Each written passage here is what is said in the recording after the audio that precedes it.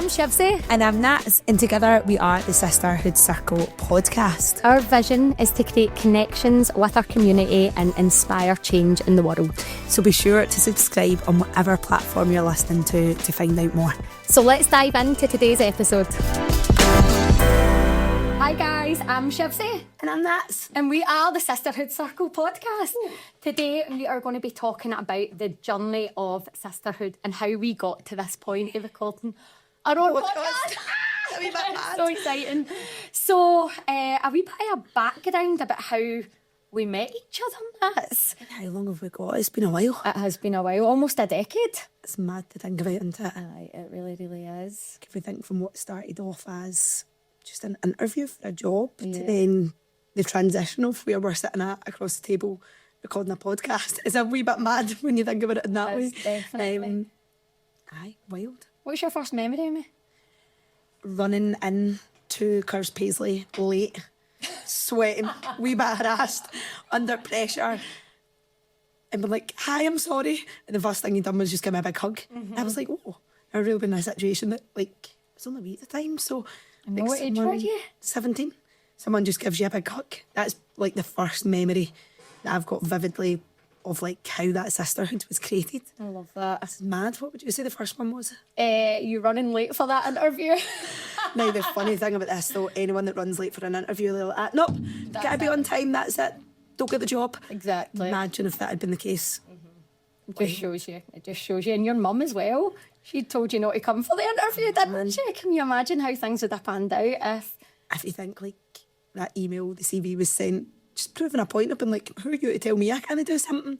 And then where it's then went to now from like working to being best pals to then being like family friends as well, holidays together and all that. Like it's wild when you think just taking that one opportunity and what it can actually create all those years ago. For sure. I think a wee bit of background on myself and Nats. We work for Curves. I opened my gym, 9 years ago in Irvine, and Nats was my first ever employee. She was my first ever coach, and she was 17. And I remember, like, the first time I met you, you were obviously, as I said, a wee bit late for your interview. But I totally fell in love with you as soon as I sat across the table from you. And I couldn't believe it when I found out you were 17. That was wild to me. And I mean, anybody that's ever done interviews before knows that you definitely don't ask somebody their age in the interview.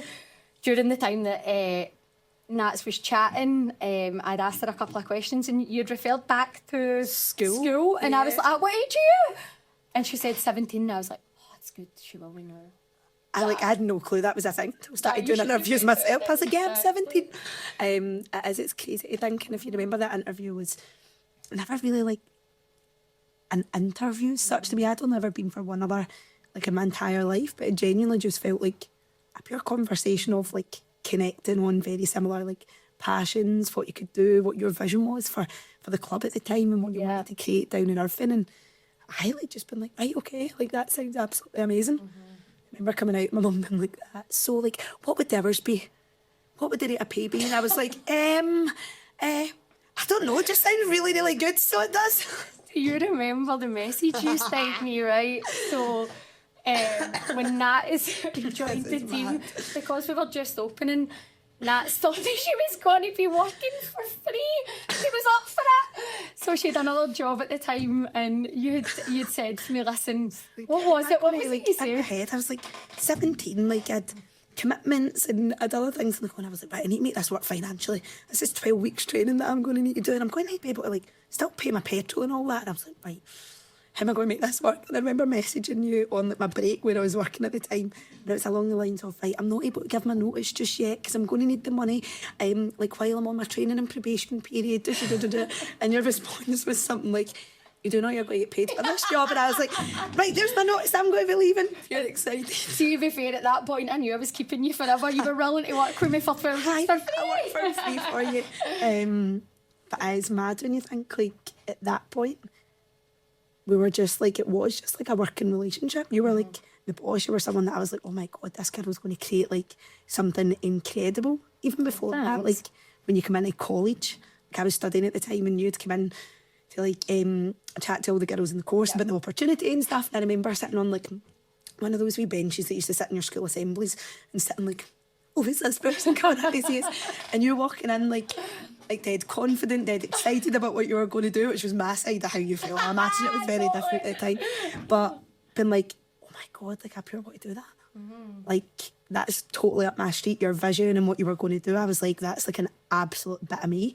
I mean, you think like that was that first impression. I think there's always, and even as it's carried on, that was then someone that like I always looked up to you as like a role model with that. Because I was just like, oh my God, that girl's get like shit together.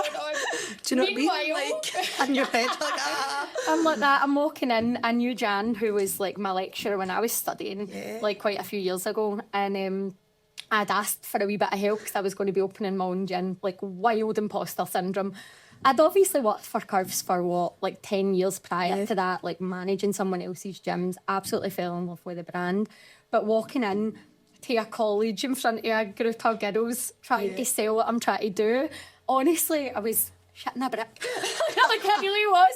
I'm like, these girls are going to think, what are they going to be thinking of me?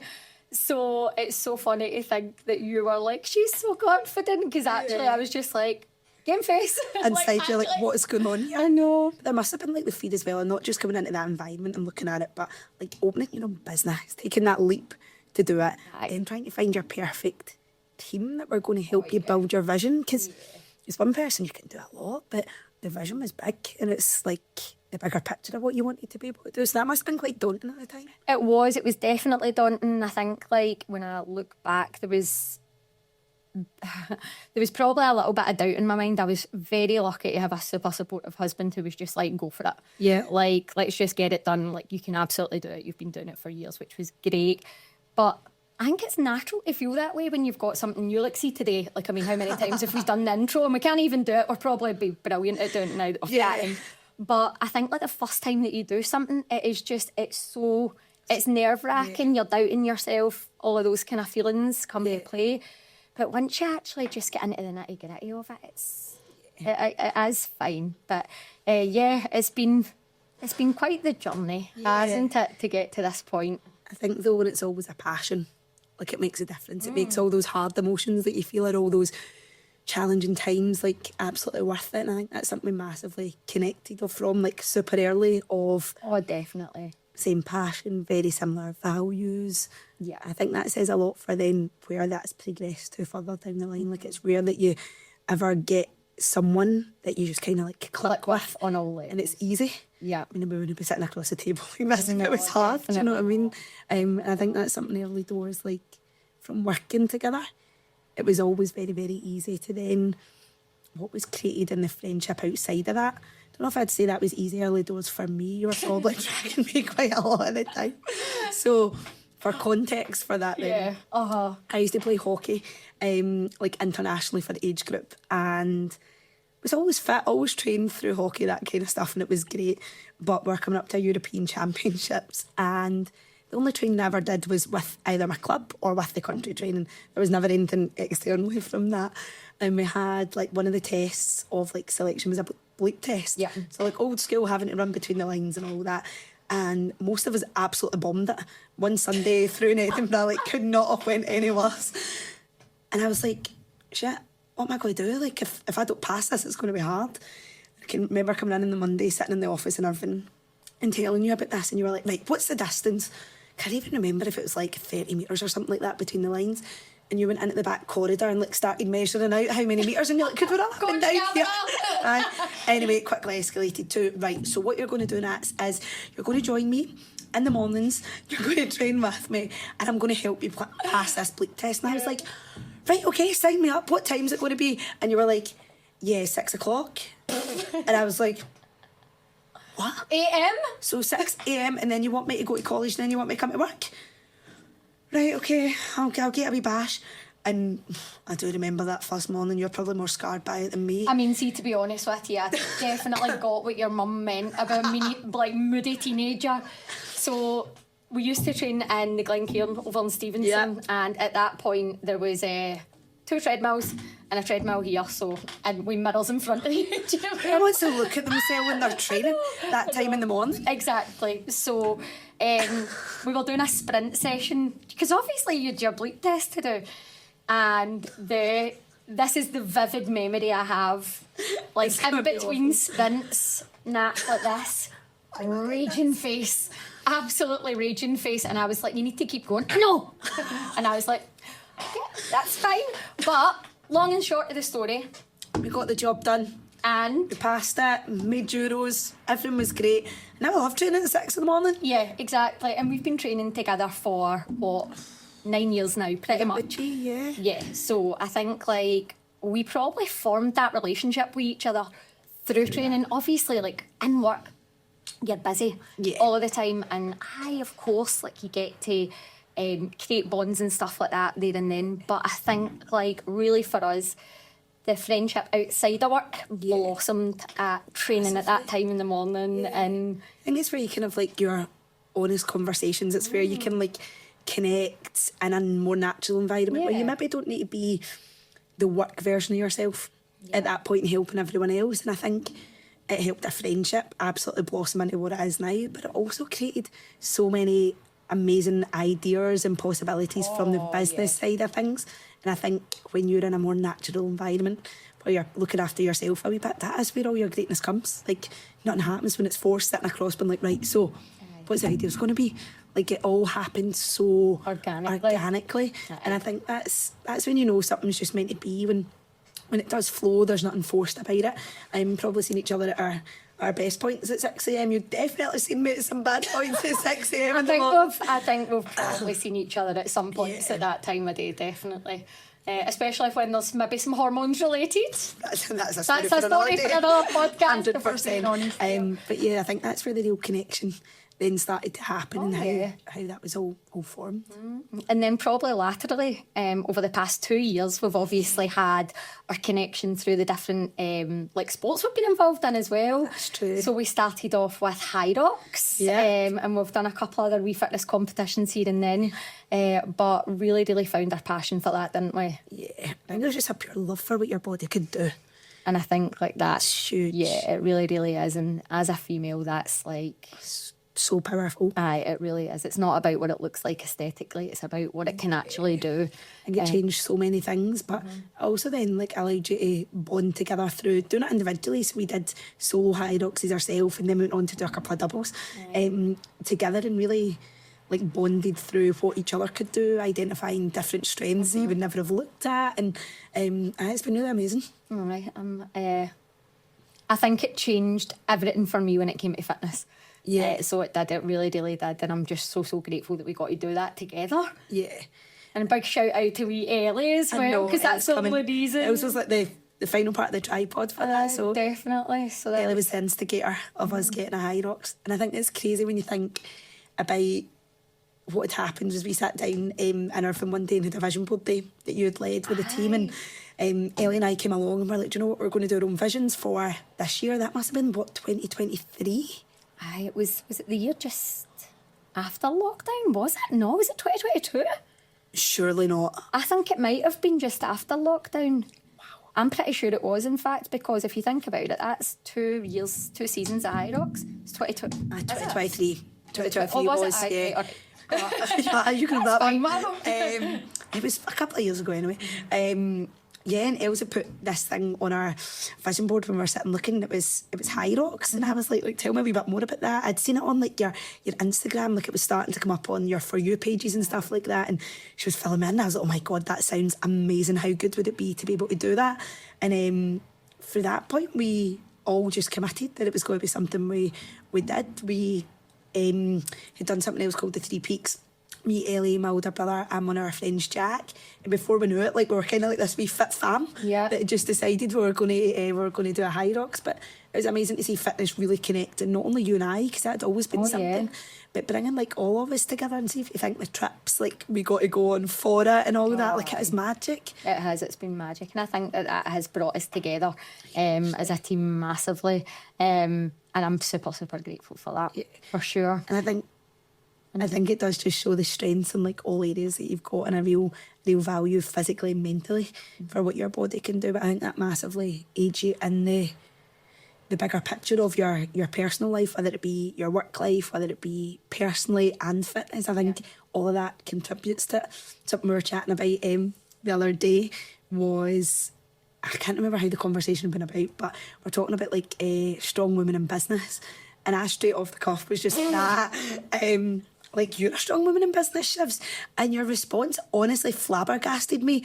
Like, I would always say, like, looked up to you as a massive role model, both as a person and as a businesswoman. Like, when they go and get stuff, you do whatever has to be done to get a job done. Yeah. It's been easier than others at times. It's been really bloody hard at other times for you as well. And I would say if someone asked me about a strong woman in business, you'd be one of first off the top of my head. But your reaction was literally you burst out laughing. And I was like, what's that about? Do you know what I think though? I think that you kind of just do your thing and you're not really thinking about what that is or maybe how it looks to other people. Yeah. For me, and we had this conversation this morning, I'm not really that in my head.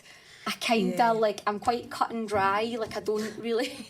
Really? I'm quite sorry. Glad you said that one.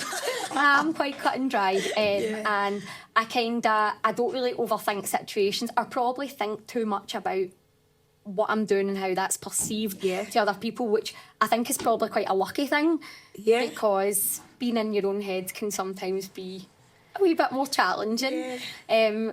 So I did laugh. The reason that I laughed out loud because I don't know if this is absolutely mental because I've owned 2 gyms, but I don't really see myself as a businesswoman. I'm not sitting here in a suit. So just to paint the picture on that, right? So, like you're brushing that off, I'll own 2 gyms, right? So Shivs has got 2 gyms, one in Irvine, one in Paisley. One that's, 9 years old now? Mm-hmm. The other that's coming up on 6 this year. 7? Shut up. No, 6. Aye. I was on that. Wait Sorry, a minute. Paisley. That's 6 years old, and I think that it's one thing to go into business and start something, make a vision, become something, but it's either like 2 businesses to go through that length of time, particularly in the fitness industry where trends are ever changing. There's always that new next thing, but also bear in mind a lockdown during that, and to still have 2 businesses at the other end. Like, for me, that doesn't happen by fluke. Like, that's hard work, and yeah, you might not be sitting here in a suit and tie, right? It's a pair of Gymshark leggings and a workout top, but like, you are like an incredibly strong businesswoman. I know you still feel uncomfortable. I don't feel uncomfortable. Like, I get it. Like, I think that it's just probably never something that I would have naturally, like, I wouldn't have been like coming onto this podcast and being like, hi, I'm a business owner. Like, it's all... But I think it shows I you don't that know you if anybody does that. like, you're swagging about it. You don't ever get into what you're doing for that reason. Like, the end point's never right. So what's your vision? My vision to be a strong businesswoman. Like, if that's the reason why you're getting into something, then you're never going to get to that point. Like, your vision has always been to help the women within our communities become the fittest version of themselves, the healthiest version of themselves and beyond. And when that's your reason why, it's probably quite easy to blur out all the other stuff that might come with that, because you're just so focused on what it is that you get to do. Yeah, and I think as well, like, see, when you get to do a job like what we do, we're in women's fitness and we get to interact with people day in, day out. We're able to coach and we're able to guide, but also we create these relationships that they matter. Like, they genuinely, like, you're seeing these people, these members, you're seeing them transform their lives, but you're seeing them more than you're seeing your friends and your family. This is true. And I think that when you're in a business as such, doing that, it doesn't feel transactional. Yeah. It feels like you're actually getting to make a difference. And I think for me, like, that's where my passion and my vision really lies, is I love to be able to connect with people. And I think, like, this is why this Sisterhood Circle podcast, like, we connect in our communities so well, but this is like this wee safe, confined space that we've created. And this is out with the circle as such. Quite literally. Exactly. So I think, like, within, like, our communities, we feel quite safe in what we're going to do and how we approach things and situations. But you know what? Like, over the past 9 years, like, you as well, you've been with me for the very beginning within that business. Never mind going into this one, maybe the next 9 years what happens with this. But, like, we have been able to create this tiny, like, not tiny, there's 900 of them, like, it's pretty big. But like this safety bubble where we can coach and we can be funny and we can be daft and we can make a wee bit of a fool of ourselves. Yeah. But also we can impact people daily. And I think that's huge. It is. The big thing is connection. Like, that is, I'm going to this a wee bit later, how the podcast actually was created and where the idea stemmed from. But the vision's always been about connection. Like, we are in a world that any opportunity to take away that physical connection, that interaction, is getting taken away left, right and centre, whether it be everything online, the social media world that we're getting into, and you just go, people thrive off connection. Oh, without a doubt. One of the first things I remember about you is you giving me that hug. Like, that's a connection that we get to do daily in our communities, is like just interact with your members. And I think there's a saying that, like, more than just a gym gets chucked about so much now that you're like, what does that actually mean? But see, when you know every single detail about that female's life, you know what's been going well, you know when she's going for a job interview, what's going on with her family, and you're checking in, like, they are your second family. Yeah. And that's when you go, like, that's what I get to call work. Like, that still blows my mind to this day that you get paid to do it. Yeah, of course, it's not a walk in a park. No, it's definitely there's not. a lot of hours, there's a lot of work goes into it, but at the end of the day, you're just helping females become better, the best version of themselves, whatever that looks like for them. And everyone's just so different. And see that when you've got someone walking through the doors, and whether it be like a mental transformation of something they've then been able to do, to physical transformations, to strength, like, and you just go, like, this is work. This is incredible. Like, it is. And I think that's something we massively bond over, is that absolute passion for how do we just help, like, More how do we help more people? How do we get, like, help more of the community? And this really is where the podcast stemmed from. Yeah, or something that was probably a joking comment someone once made, but I think that bigger vision of what that can be that we're going to talk about is really quite exciting. Oh, it is. It's a buzz. And see, if I'm being honest with you, like, probably 18 months or something like that, you've been like that, Shivs. Like, come on, we need to do this podcast. And I'm like, aye, all right. And we're kind of like 18 months down the line here, and we decided, no, we're just going to do it. And I think that probably, it really, maybe, what was it, a year and a bit ago, maybe? Well, was it when Jeanette... Jeanette Moore... Still now. Moore at the time, still now. Sorry. We have an annual awards night and birthday party in Curves, and Nats, honestly, this was incredible. I'd been working in Pace like quite a lot at that point, and you had pulled together like a brilliant awards night, and I had come down and you took everybody funny and I had everybody serious. She does this, by the way. It's not fair, I've been the organiser. It's like emotional one you can take. I can't deal with the emotional ones. I end up getting into the mic. You do. But I mean, you had a lot of fun awards to give out that night. And do you know that way I was watching you and I was thinking, oh my God, she has got this going on. Like, I looked at you, I think I said to you afterwards how proud I was of you and how well you'd done. And you had everybody hee-hawing and laughing, like you were full of banter. And it was a pure joy to watch. Like, I know that we spoke earlier on about you being like you were 17 when you started. Yeah. And like, over the years, how you've really, really developed into like this strong, powerful woman. I see you as a strong, powerful woman in business as well. But like, to go from a 17-year-old who was just making her way into the industry right up to presenting these awards. Yeah. And then at the end of like the awards ceremony, like Jeanette had come up to you and was like, you need to do a podcast.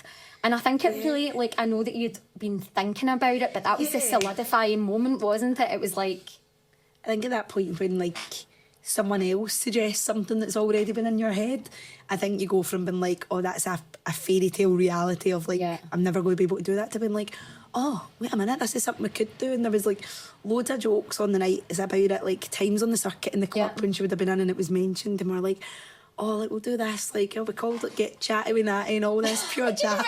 Imagine pure, who did I work? Alan Cat, Get Chatty with Natty. I think that's a bit awkward. It's a bit cringy, I would say. Is that why you wanted me on board, so you could change the name? Absolutely. Is that why? It's the only reason you're here. Right, hang on, I'll just be quiet. And then when I really got to think about it, and it was like, yeah, there's an idea, but like, what do you want it to be? Like, I think it's great having an idea for something, but there's always going to be an impact that you want to create from it. Like, you don't just want to come on and be like, just, like, chatting all about me. We are the world's worst at chatting about ourselves. Someone says, how are you? Fab, yes, so what have you been up to? 500 questions. Or what are you doing in life? No, what about yourself? Like, I say all the time, I'm a shitty questions, like, just 5 in a row, so nobody asks me about me. But it's like, how could we create a bigger impact with it? And when I thought about the impact that we could create in, like, community connections, the bigger picture of leading to in-person events off the back of this, I was like, do I see myself doing that by myself? Absolutely not, because I think what we've always had is an absolute connection within ourselves that not only flourishes, but it really inspires people, because we're honest, we're helpful, we're that vulnerable side of us. When we show that, it really connects with people. And I was like, I don't really want to do this myself. Mentioned it to you and you were like, what? Don't really know how you felt about it at the time, to be fair. I think, to be honest with you, I'm very comfortable with myself and my environment. This has taken me out of my environment, so it made me feel a bit uncomfortable, but growth only happens when you're uncomfortable, right? And you can't stay comfortable all the time, right? So for me, I've been in my curves bubble for 20 years. I am now coming on board with you to create something completely different, which is, it's going to be amazing. I absolutely know it's going to be amazing. But how did I feel this morning? My palms were sweaty, I was nervous. Now that we're chatting, I just feel like we're having a conversation and we're just being ourselves, which is great. But I think where the vision of the Sisterhood Circle comes from, like you said, we want to connect people on a deeper level, whether that be starting here in Ayrshire and it blossoming out the way would be fantastic. We want to be able to do these in-person events where we want to connect with different female business owners in health and well-being, really bring it all together, because we need that. See, when you bring that community together, I think we're always so not fortunate because it's created, but the community we've got in the club is something else. It's women supporting women. There's absolutely no negativity. It's just how we empower, how we lift everyone to be able to do it. And you just go see if there's more of that in your wider community, but also within the fitness industry community as well. And that comes together, I genuinely believe, can create something incredibly special that can only help people through that connection, education, and just social conversations that are getting less and less and less as time progresses. And that it's a buzz when you think about getting nervous and sweaty palms, or for me, I've been like that all morning if I get any sweat patches in the got here. That's your reason why you're doing it, and that's why pushing ourselves outside our comfort zone, as much as it's hard sitting here, and is it just a conversation, but there is a big bright light and there is microphones, cameras, don't normally, and it's a whole table. When we go for a coffee or when you're sitting in the living room, as much as it's hard, we're doing it because we know what that's going to be able to create. And when we put that energy focus of working towards that vision, it's an absolute buzz for what it could do. Definitely. And exciting. I think long term, the goals for the Sisterhood Circle as well kind of span a wee bit wider than that too. When Nats and I, a wee bit of scope on this, Nats and I like to spend Christmas together as a family. So I kind of tagged on in Nats's family Christmases in Dubai 4 years ago. Maybe? Never ever left after. Never left after. Well, listen, you came with me to my holiday destination this year, beginning. So we were in Thailand this year, and that was the first time that you'd been to Thailand. You loved it. Absolutely amazing. Can't wait to go back. Exactly. So, and while we were there, we then started thinking retreats. Can you imagine maybe a few years down the line being able to really run some minted retreats that focus on health and well-being and connectivity, and allow women to just come and be the best versions of themselves? We do whatever we do, our coaching, we maybe bring in some other fitness, women in fitness, to get involved, because I think connectivity between business owners is really important. It's lonely at the top sometimes. And I think that I sometimes look at even other women that are in business, in the local community, fitness businesses, and I think to myself, they're doing an absolutely incredible job. I wonder how they're feeling. And it can be easy to just get caught up in your own thing and not really think about reaching out to other people. Massively. So it's just, I think this whole thing is going to be about really making some strong connections with some strong women, but also helping really build up women again through these in-person events. Massively. Aye, and looking at retreats, can you imagine how incredible that would be? Oh, it's huge. And I think we've been so fortunate through like hard work that there's great experiences in life that we've got to have, and we've got to see amazing places, do really, really cool things, from going on holidays together to community festival that we went down to Love Trails coming up this year. And you just go see if you can even create something even a wee bit smaller that's just going to give people that opportunity. I think is a really, really exciting thought, because it's something without that push, without that community, that connection, would people ever get to experience those things? And we know how points throughout that, whether it's been holidays and conversations we've had, or whether it be down at community and the things that we experience down there, how life-changing that can be. Like, there's opportunity in front of you. What do we say? An opportunity passes every how many minutes or something? One. Every 1 minute like that, constant. But you go, if you can even create that for other people and make an impact where they go, oh my God, like that's been life-changing for me, or I just got to experience something I would never have experienced if the Sisterhood Circle didn't exist. You go, do you know what? Like, you're in an amazing position just to help. And that is the main vision of it, is just to be able to help. And when it comes down to that, even the work that we do, like, that is the vision of it all. It's who we are. Right, you just... And I think like that's a big thing. It's not about like what you do for work always. It's about who you are as a person and what you've got to give to the rest of the world. And that's what we want to do. We want to impact the world. And I know that sounds it sounds insane when you say it out loud, like this huge world that you've got, right? But why not? Exactly. And see if you can impact the people in front of you. And then they impact other people, and then it just absolutely flourishes out from that. Is huge. And do you know what, like, I remember being down, I think I spoke to you about this before, an event called IFS, my older brother, which was like a big fitness event, and one of the guys that came on, Chris Williamson, was like that, what would you ever want written on your grave? Oh my like, God, when you're not here. I remember being like that, deep question, man, like nearly started greeting, you know how I feel about all that conversation. Not very good with like death and what happens to me and all that.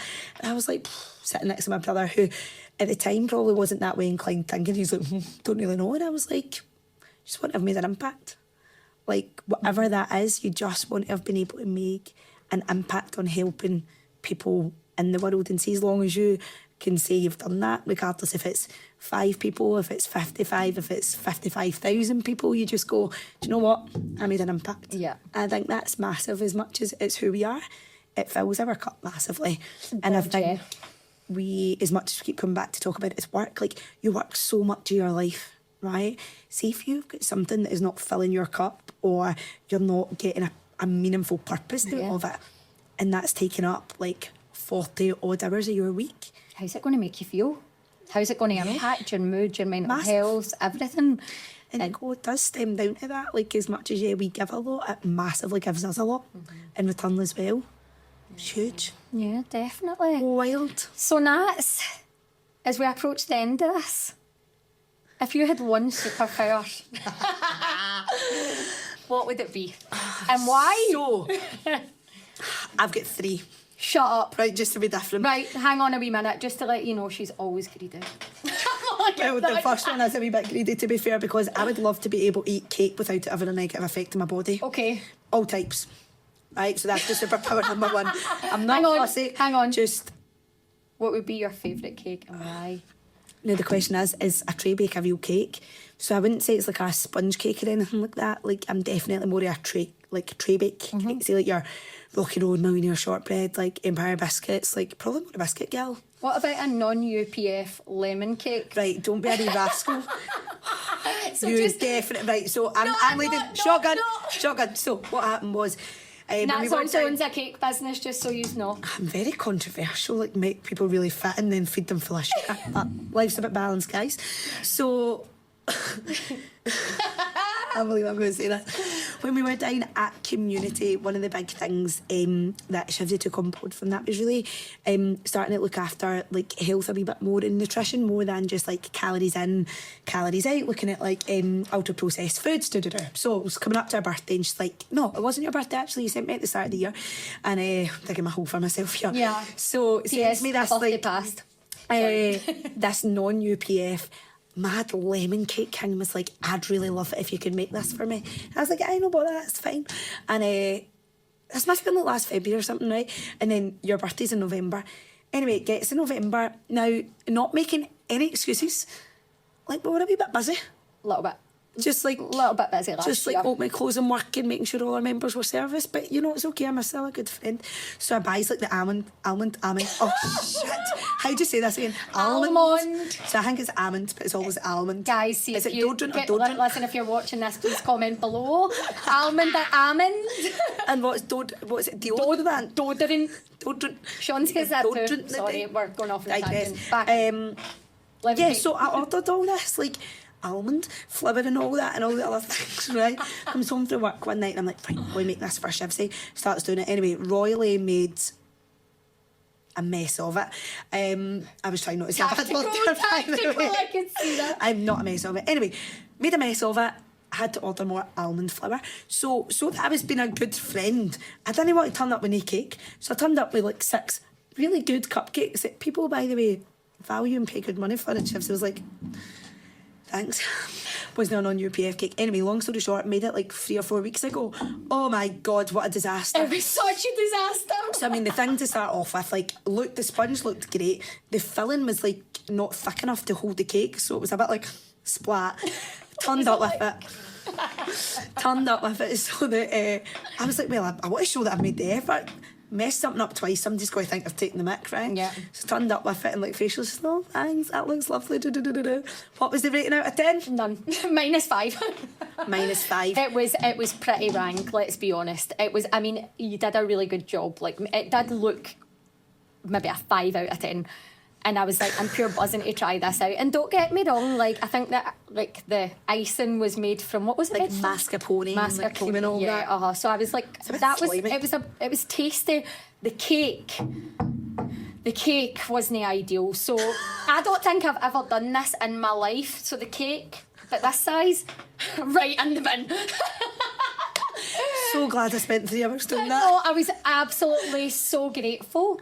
But what we have learned is that cake It's meant to be. UPF, ultra processed. It's just got to be, but otherwise. So, yeah, that's why I want to be able to have unlimited cake and not a negative Okay. impact on my body. Done quite well to bring us back You on did, track good there. job. Good job. My second one would be just my superpower not to sweat.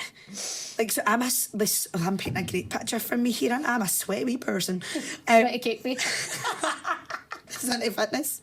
It works. It works. So anyway, like, I train, like, I sweat. Shivsy and I work out together. Shivs is like pure glamorous, like, here we go. And there's me that's like this sweaty pal with the most, I'm going to say the word, moist forehead. Oh, do not. Right. Can't even cope with Anyway, that one. Anyway. and like then you've got to think about the colour of leggings you wear because sweat patches and your arms anyway. So that's superpower number 2. And superpower number 3 would be to create a wee shot, right, that has all the positive endorphins exercise gives you. And give it to everyone in the world to shot once so that they know how it makes them feel, and then they take it and they go, actually, got to start doing that. Which would be amazing. So I might be greedy, but I would say there are 3 really, really good ones. Yeah, I think But that's great. you do only have one, don't I you? do only have one, and I feel like your shot has kind of taken it away, and that's okay. Oh, yours right? might be No, better. but do you know what? I actually do want to talk about this because I think it leads really, really well into it, because everybody does want to feel incredible by just doing one wee tiny thing. Yeah. By having one wee shot, the whole world, if they could take something that would just make you feel incredible, Yeah. then they would do it, right? Why wouldn't you? Because it happens so fast. But unfortunately, that isn't how things work, and it's everything that makes you feel amazing. Yeah. So my superpower is a wee bit deep, right? Right. And I think about it all of the time because I have been coaching for just coming on 20 years now. Which is That's crazy. wild. And when I say coaching, I say that very loosely. Probably the first 5 years, I was kind of honing my craft a wee bit. But anyway, to go back to 20 years? 20 years. See, for someone that I've got is like 30 in my head, you've been coaching since you were 10. No, definitely not. 38, by the way. But yeah, my superpower would be that if I could take somebody's body for a week for them and eat well, exercise the way I exercise, sleep the way I sleep, and downtime the way I downtime. Yeah. and then give it back to them and for them to feel that, how that feels. I think if you could do that for people, everybody would change everything. Massive. And what it would do is it would spark real change when it comes to health and well-being, because it isn't just about taking a shot, and it's not just about having green salads, and it's not just about going to the gym. It's how you live your whole entire life. It's everything that you consume, and I don't just mean food. It's who you surround yourself by. It's your tribe of people. It's what you engage in. It's what you're doing on your mobile phone. It's what you're reading. It's absolutely everything. So see if you could give somebody the opportunity to be in the right environment, or feel how it would feel after a week of being in the right environment, surrounded by the right people, eating the right food, getting enough sleep, moving their body, being strong. Imagine how different everybody could feel. And I think, like, if that... I would love that to be my superpower, because firstly I wouldn't really need to do anything, because I would just do what I'm doing with somebody else's body, and then being able to see that at the end. Huge, man. Oh my God, it would just be amazing.